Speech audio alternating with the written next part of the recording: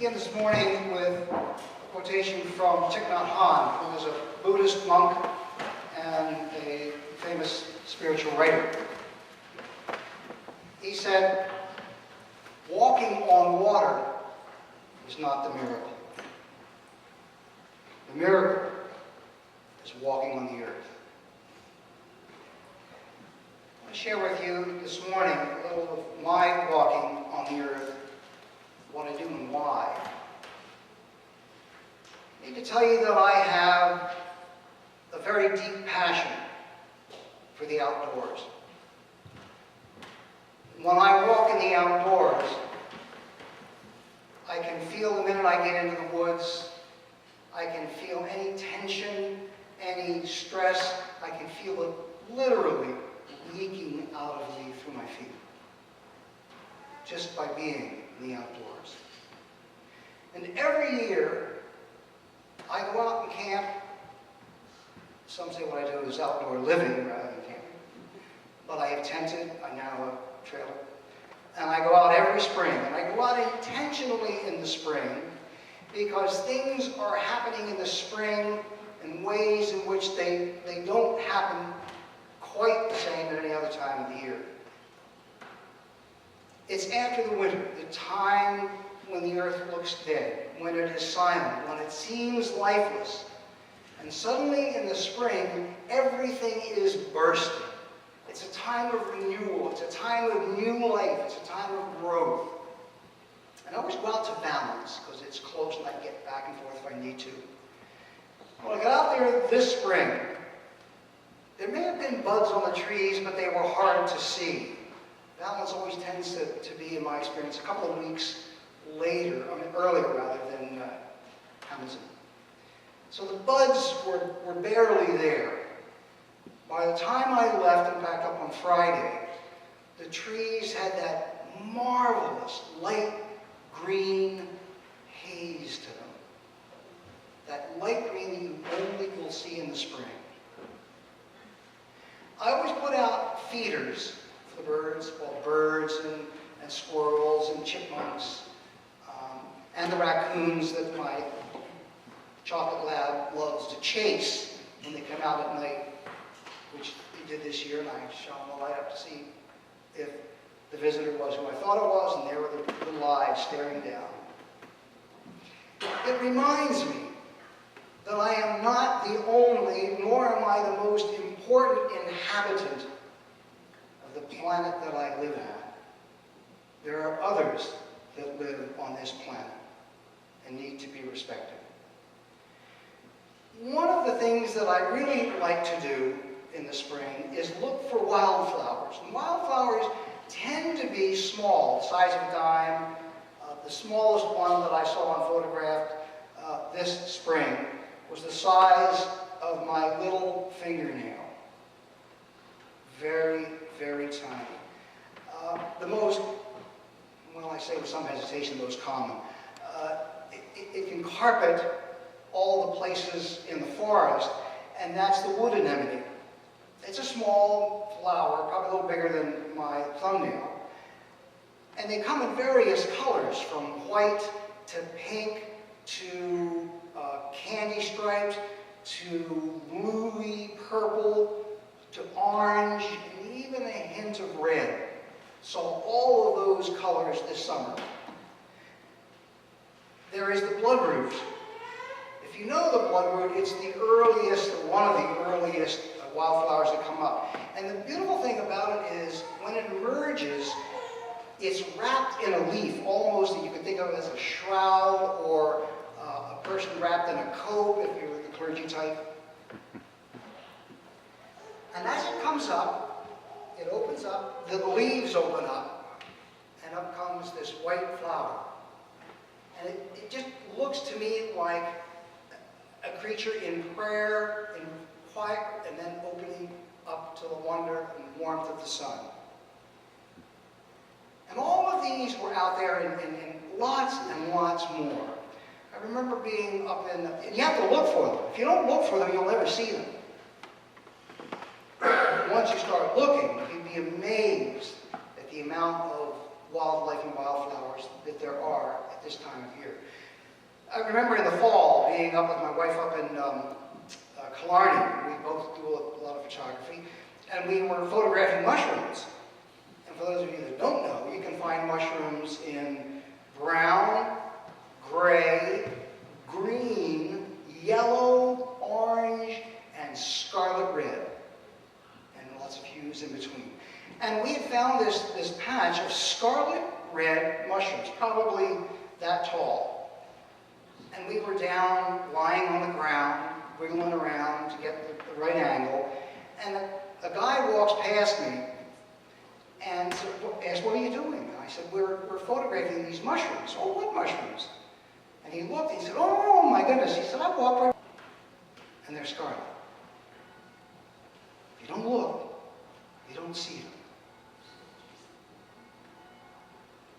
I discipline myself deliberately to go out and see the smallest of the wildflowers that I can find, to see the different birds that I can find. Because if I can see the small gifts, the tiniest gifts, the little things that tend to be overlooked, the big things will take care of themselves. It's a magical, magical time.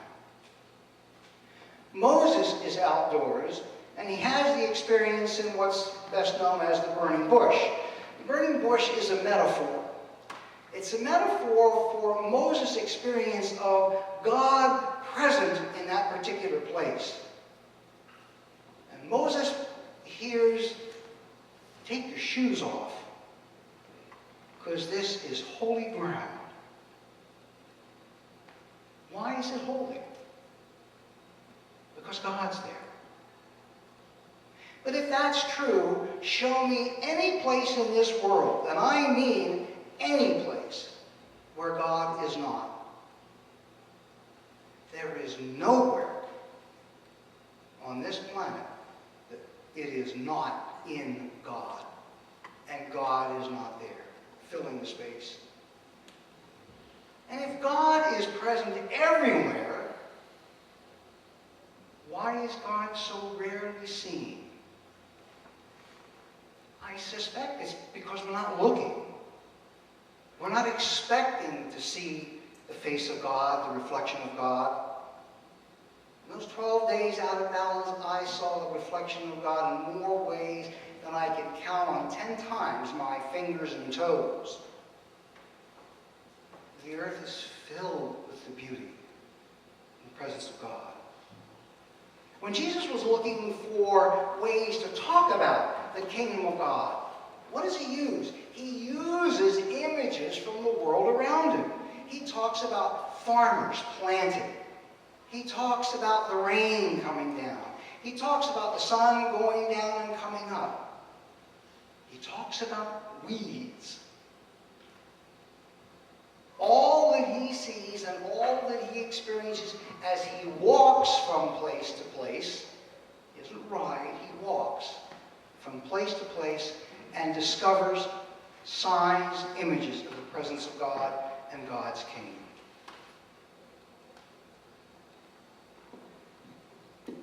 There's a story of a young monk. I'm sorry, not a monk. I'm back to Thich Nhat Hanh. The story of a young student, a university student. And as he has matured, he has discovered that there's so much that goes on around him that he misses. He doesn't seem to see it, he isn't present to it, and he really wants to develop what a Buddhist would call a sense of being in the presence of the present, and the awareness of what is happening in that present. And he has a couple of encounters with a rabbi in which he perceives that this rabbi doesn't miss a thing. He really does have a sense of perception for what's going on around him. So as the spring semester comes to a close, he summons the courage to go and talk to the rabbi. And he says, "Rabbi, I notice how aware you are and how present you are to where you are. I really, really want to develop that sensitivity and that awareness. Could you teach me?" the rabbi looks at him and he smiles and says, "Come with me, live with me for the summer, and I'll share with you what I can." So the young college student was free for the summer semester, so he went and lived with the rabbi for the summer. And at the end of the summer, as a chance, they were in the city. And the people were moving back and forth on the sidewalks, and the cars were moving back and forth, and suddenly the young man hears the sound of the cricket and the crack in the building. And he grabs the rabbi and he says, "Rabbi, the sound and the music of the cricket." And the rabbi ups and nods. He says, "But it's so loud."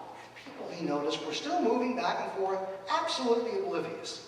He said, "How can they miss that sound, that music, which is so loud?"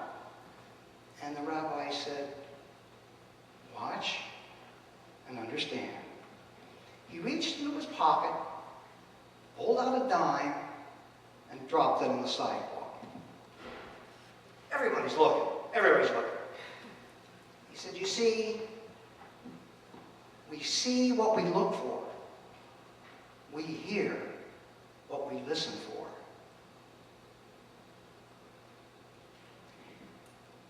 When was the last time you saw the face of God?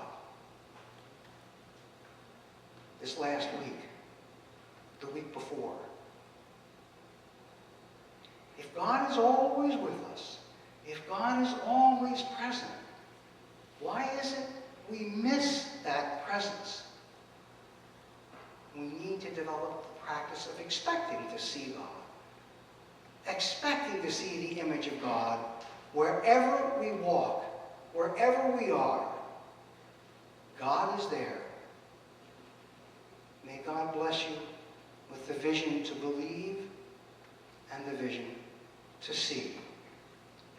And never forget, there is only one place that we meet God. That's in secret space. That's on this earth. This is the place of meeting, this earth. It is sacred ground. All of it, every bit of it. We have a holy dwelling place. Use it. Observe God present. And respect it for the holy place, the meeting place that it is for all of us and God.